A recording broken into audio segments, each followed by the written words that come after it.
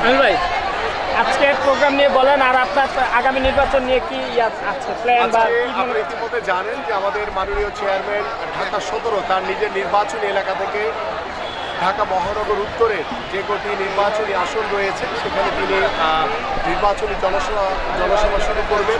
17 থেকে তিনি 16তে আসবেন, 16 থেকে 15তে যাবেন, 15 থেকে 14, 14 পরে 13, 12 এবং 11 সর্বশেষ করবেন।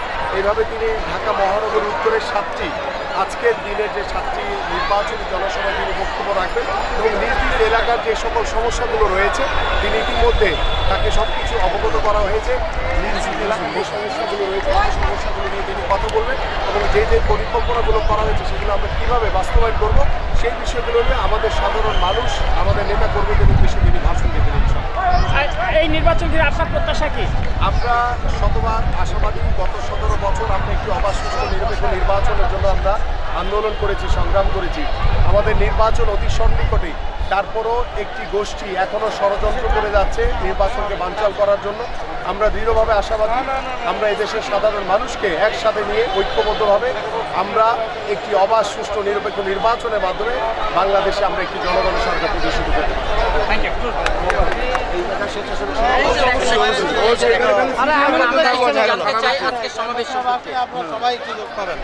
আজকের সমাবেশ সম্পর্কে আপনি জানতে চাচ্ছেন, শুনেন সামনে একটা রোজা, তারপরে ঈদের আগে আমরা কিন্তু ঈদ করতেছি। আমাদের আজকে যে আনন্দ, ঈদের আনন্দ থেকে আমরা অনেক উপভোগ করতেছি যে বেশি। কেমন? আপনি তো জয়েন্ট সেক্রেটারি 2 নং ওয়ার্ডের, আপনার তো অর্গানাইজেশন দেখলাম অনেক মিছিল এসেছে, তো আজকে নিরাপত্তা সম্পর্কে বলেন। আজকে এত সুন্দর একটি সমাবেশ, এই সমাবেশে সবাইকে একটু জানতে চাই। আলহামদুলিল্লাহ, আমাদের নিরাপত্তার কোনো ঘাটতি নাই।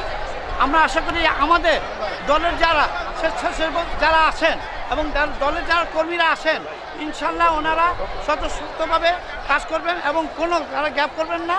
আরেকটি কথা বলতে চাই, এই যে ঢাকা 20টি আসন আছে, 20টি আসনের মধ্যে আমাদের আমিনুল হক বলেন একজন ক্যাপ্টেন, ফুটবলের ক্যাপ্টেন ছিলেন।